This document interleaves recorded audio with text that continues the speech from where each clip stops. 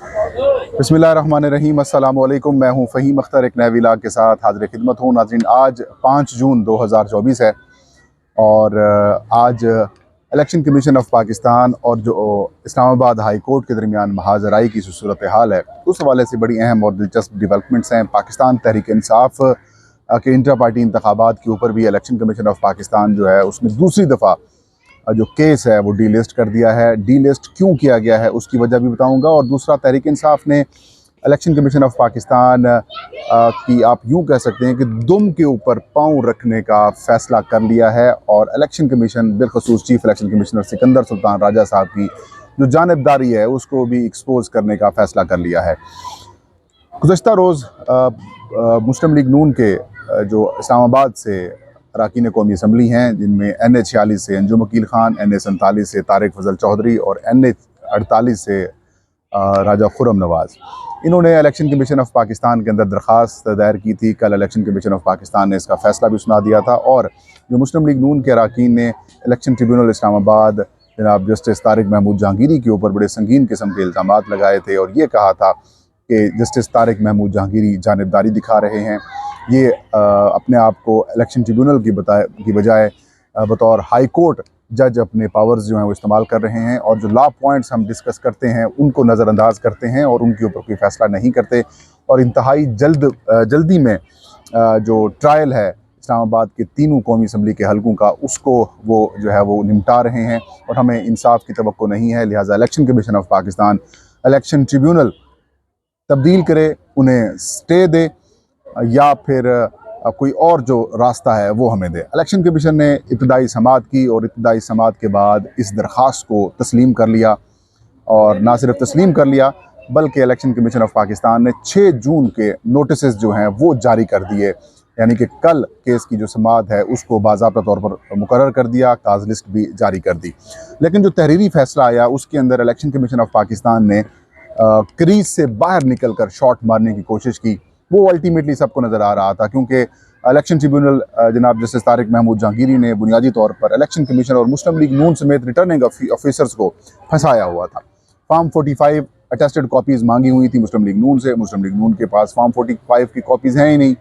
अगर हैं तो फिर जैसे वो जमा करवाते उनको मैच करते बाकी उम्मीदवारों के साथ, क्योंकि तहरीक इंसाफ के जो उम्मीदवारान थे, हिमायत याफ्ता उम्मीदवारान थे, उन्होंने तमाम जो उम्मीदवार थे उन हलकों के, उन सबको फरीक बनाया हुआ था। रिटर्निंग ऑफिसर इलेक्शन कमीशन के अलावा, जीतने वाले उम्मीदवार के भी अलावा, जो हारने वाले तमाम उम्मीदवार थे जिनमें जमात इस्लामी, तहरीक लब्बैक पाकिस्तान और जो दीगर जमातों के आज़ाद उम्मीदवार थे, उनको भी फरीक बनाया। और ये एक ऐसा पॉइंट था जिसकी वजह से मुस्लिम लीग नून और इलेक्शन कमीशन ऑफ पाकिस्तान की जो सारी गेम है वो बेसिकली पकड़ी गई। परेशानी इस वजह से थी कि अगर वो फॉर्म 45 अपने और इलेक्शन कमीशन एक जैसे देते तो तहरीक इंसाफ के साथ मैच ना करते तो 2 लोगों के मैच करते और एक का मैच ना करते तो कहते जो एक वाला है वो जाली है। लेकिन जब फॉर्म 45 5, 6, 7, 8 या 10 उम्मीदवारों के एक जैसे मैच हो जाते हैं तो फिर कहानी जो है वो इनकी उलट पड़ गई। और यही वजह है कि एक समाअत के दौरान अली बुखारी साहब और राजा खुर्रम नवाज़ के एक फॉर्म 45 को जो है वो इलेक्शन ट्रिब्यूनल ने मैच किया। इलेक्शन कमीशन ऑफ पाकिस्तान का फॉर्म 45 भी था, अली बुखारी साहब ने जो जमा कराए गए थे वो फॉर्म 45 भी था। इसी तरह जो मुस्तफ़ा नवाज़ खोकर हैं उनका भी फॉर्म 45 था, तहरीक लब्बैक वाले का भी फॉर्म 45 था। तो इलेक्शन ट्रिब्यूनल के सामने जब वो फॉर्म 45 मैच किया गया, देखा गया, जो अली बुखारी साहब का फॉर्म 45 था उसके मुताबिक अली बुखारी के तो 313 वोट थे। इसी तरीके से उस पोलिंग स्टेशन के ऊपर अली बुखारी के 313 और राजा खुर्रम नवाज़ के थे 140। मुस्तफ़ा नवाज़ खोकर का फॉर्म 45 जमा कराएगा, देखा गया तो उसके अंदर भी अली बुखारी के 313 और राजा खुर्रम नवाज़ के 140। तहरीक लब्बैक पाकिस्तान के उम्मीदवार के भी फॉर्म 45 जब मैच किया गया तो उसमें भी अली बुखारी के 313 और राजा खुर्रम नवाज़ के 140 थे। लेकिन जब इलेक्शन कमीशन ऑफ पाकिस्तान का फॉर्म 45 देखा गया तो उसके अंदर राजा खुर्रम नवाज़ के 313 वोट थे और अली बुखारी साहब के 140 वोट थे। तो यहाँ पर कहानी उलट हो गई और इलेक्शन ट्रिब्यूनल ने कहा कि देखा कहानी तो यहाँ पर ही गेम तब्दील की गई है। और फिर मुस्लिम लीग नून के उम्मीदवार को आखिरी मौका फराम किया गया कि आप अपने फॉर्म 45 जो हैं वो मुसद्दका जमा कराएं, अगर गलत निकला, जाली निकला तो फिर आपको जेल भेजेंगे। यही वो एक पॉइंट था जिसकी वजह से मुस्लिम लीग नून के जो तमाम तीनों अरकान है वो बड़े परेशान हुए। वो भागम भाग में इलेक्शन कमीशन के पास गए और इलेक्शन कमीशन से भी इलेक्शन ट्रिब्यूनल ने EMS इलेक्शन मैनेजमेंट सिस्टम जो कि मोबाइल फ़ोन के ऊपर होता है, वो आपने तस्वीर बनानी है, बेशक आपके पास इंटरनेट डेटा हो या ना हो, जिस वक्त तस्वीर खींची गई है, अपलोड करने की कोशिश की गई है, उसी वक्त उसी तारीख का जो उसी जगह का वो लोकेशन टोटल वो जो है वो कैप्चर हो जाती है, और जैसे उनको इंटरनेट कनेक्टिविटी मिलती है वो उसी वक्त की शो कर देती है। ये तमाम फॉर्म 45 जो हैं वो EMS के ज़रिए इलेक्शन कमीशन ऑफ पाकिस्तान को मौसूल हो चुके हैं। जैसे ही EMS के ऊपर फॉर्म 45 मौसूल होना शुरू हुए थे तो 8 और 9 फरवरी की दरमियानी शब तकरीबन 11 सवा 11 बजे के करीब chief election commissioner control room से निकल कर कहीं गैर नामालूम मकाम के ऊपर जाते हैं, और उसके बाद जो कहानी है वो सारी की सारी जो है वो उलट हो जाती है। अब मामला ये है कि इलेक्शन कमीशन ने कहा कि यार ये तो कहानी सारी ख़त्म हो जाएगी, जो हमारी गेम है वो भी सारी की सारी एक्सपोज हो जाएगी।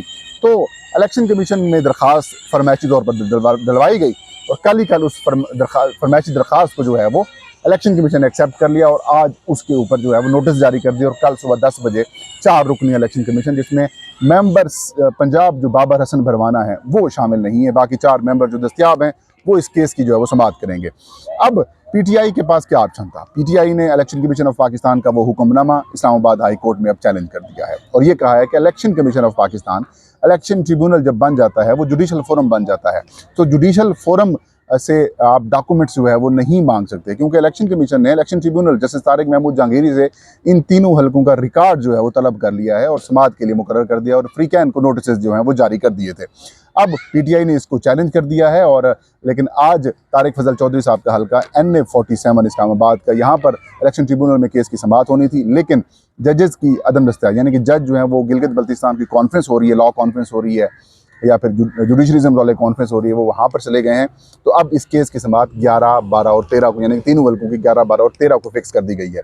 इस दौरान इलेक्शन कमीशन ऑफ पाकिस्तान कल केस की समाअत करेगा, लेकिन कल इस्लामाबाद हाई कोर्ट में अगर ये मामला टेकअप हो जाता है तो फिर इलेक्शन कमीशन ऑफ पाकिस्तान का ये मामला भी ख़राब हो जाएगा। तो अब जो कहानी है वो यही है कि अब मामला काफ़ी हद तक एक दूसरे के अंदर इन्वॉल्व है। इलेक्शन ट्रिब्यूनल इनसे रिकॉर्ड मांगता है, और इलेक्शन कमीशन ने कहा कि नहीं, आप नहीं, ट्रिब्यूनल साहब आप हमें रिकॉर्ड वापस करें। और PTI ने सबसे बड़ा जो काम किया है, जिसमें आप हुकूमत और इलेक्शन कमीशन ऑफ पाकिस्तान की चीखें अगले आने वाले चंद दिनों तक देखेंगे, शायद महसूस करेंगे। वैसे तो बहुत ज़्यादा चीखें आ रही हैं हुकूमत की, लेकिन इस मामले के ऊपर ज़्यादा चीखें दिखाई देंगी, क्योंकि इस्लामाबाद हाई कोर्ट में पाकिस्तान तहरीक इंसाफ ने जो इलेक्शन तरमीमी ऑर्डीनेंस था, जो कि यूसुफ रज़ा गिलानी साहब कायम मकाम सदर थे, उनके खिलाफ भी इलेक्शन ट्रिब्यूनल में मामला ज़ेर इल्तवा है, उनको चैलेंज कर दिया है। इस्लामाबाद हाई कोर्ट में इस ऑर्डीनेंस को चैलेंज कर दिया गया है, और एक महाजराई शुरू है, क्योंकि इस ऑर्डीनेंस के ज़रिए हुकूमत ने इलेक्शन कमीशन ऑफ पाकिस्तान को ये इम्पावर कर दिया है कि वो रिटायर्ड हाई कोर्ट के जजेस को भी कौमी और सूबाई असम्बली के हलकों के लिए जो ट्रिब्यूनल के तौर पर जो है वो लगा सकते हैं। और यही वजह है कि जिससे जहांगीरी, तारिक महमूद जहांगीरी साहब, जो कि मुसलसल केस की समातें भी कर रहे हैं और मामलात भी देख रहे हैं, तो उनकी मतलब ये कि टू द पॉइंट मामलात के ऊपर वो समाअत करते हैं, तो उसके ऊपर ये फंसते हैं। तो उन्होंने क्यों ना कोई रिटायर्ड जज लगाया जाए, क्योंकि मुस्लिम लीग नून के अरकान ने तो ये भी कहा कि कोई रिटायर्ड जज लगा दें। ये जो हाजिर सर्विस जज है ना, ये बहुत जल्दबाजी में है। इतनी जल्दबाजी की क्या ज़रूरत है, आराम से काम होना चाहिए, जैसे माजी में होता था। मिसाल इस्लामाबाद, लाहौर के अंदर या पंजाब के अंदर 2 ट्रिब्यूनल बनाए गए हैं, 180 से ज़्यादा दरखास्तें हैं, उज़रदारी पिटीशंस हैं। अब वहाँ पर 2 ट्रिब्यूनल हैं, वो 5 साल तक भी समाअत करते रहेंगे तो भी नहीं निपटा पाएंगे। तो मामला यही है। अब मुस्लिम लीग नून और उनके लिए परेशानी बढ़ गई है, क्योंकि अब मामला हाई कोर्ट में चला गया है और high court versus election commission होने ही वाला है। इसके अलावा तहरीक इंसाफ के इंटर पार्टी इंतखाबात 3 दफ़ा PTI ने इंटर पार्टी इंतखाबात कराए, और तीनों दफ़ा इलेक्शन कमीशन ऑफ पाकिस्तान ने इनको जो है वो एक्सेप्ट नहीं किया, एतराज़ात लगा दिए। हालिया इंटर पार्टी इंतखाबात तहरीक इंसाफ ने दिन की रोशनी में, कैमरों के सामने, सबके सामने प्रेस रिलीज़ जारी करके, फुटेजेस जारी करके सारा कुछ करा दिया, लेकिन इलेक्शन कमीशन ऑफ पाकिस्तान ने हमें फजूल किस्म के एतराज़ात लगा दिए। तो वही बात है, जो एतराज़ात हैं उनको अगर हम सिंपल ये बताएं कि जैसे कोई सास और बहू के दरमियान इशू होता है ना, तो वो सास कहती है बहू को, नहीं तुम आटा गूंथते हुए हिलती क्यों हो। ये वही वाली कहानी है जो कि इलेक्शन कमीशन मुस्लिम PTI के साथ कर रही है। अब PTI ने जो 7 एतराज़ात इलेक्शन कमीशन के आए थे, उनके ऊपर जवाब अपना जमा करा दिया है। जवाब जमा कराने के बावजूद इलेक्शन कमीशन ऑफ पाकिस्तान मुसलसल दूसरी दफ़ा है इस मामले को टेकअप ही नहीं कर पा रहा। पहले 30 मई की तारीख मुकर्रर थी कि समाअत होगी, चेयरमैन PTI गौर खान और federal chief election commissioner PTI Rauf Hasan को नोटिस जारी किए गए थे, लेकिन 30 मई को समाअत मुलतवी कर दी गई थी, केस डिलिस्ट कर दिया गया था, और ये कहा गया था इलेक्शन कमीशन दस्तयाब नहीं है। अब कल इस केस की समाअत होना थी 6 जून को, लेकिन फिर एक बार फिर आज डिलिस्ट नोटिस जारी कर दिया गया है, और ये कहा गया है कि इलेक्शन कमीशन दस्तयाब नहीं है। क्यों दस्तयाब नहीं है? बाकी केसेस के अंदर दस्तयाब होते हैं। आप जो है वो सीधी सी बात है, इसको डिले किया जा रहा है। बाबर हसन भरवाना साहब जो हैं वो दस्तयाब नहीं है, इलेक्शन कमीशन का कहना है। जैसे वो दस्तयाब होंगे तो फिर हम जो PTI का जो केस है इंटर पार्टी इलेक्शंस का वो फिक्स कर देंगे। लेकिन इसमें PTI को ज़्यादा होपफुल होने की ज़रूरत नहीं है, क्योंकि जो चीफ इलेक्शन कमिश्नर और इलेक्शन कमीशन है उसका जो किरदार है वो सबके सामने एक एक करके एक्सपोज हो रहा है, और जो बहुत ज़्यादा हद तक इलेक्शन कमीशन का दिफा करते जाते नज़र आते थे कुछ सहाफ़ी हज़रात, अब वो भी तनकीद करते हुए दिखाई दे रहे हैं। मैं कल मतीउल्लाह जान साहब का एक ट्वीट पढ़ रहा था जिसमें वो काफ़ी तनकीद कर रहे थे। अभी आपको मज़ीद लोग भी सामने नज़र आएंगे कि किस तरीके से उनको अब समझ आ रही है, जो कि हम पिछले 2-3 साल से कर रहे थे, कि कैसे चीफ इलेक्शन कमिश्नर एक लाइन के ऊपर जा रहे हैं। ये था आज का वीलाग। फ़हीम अख्तर को इजाज़त दीजिए। अल्लाह हम सबका हामी नासिर हो।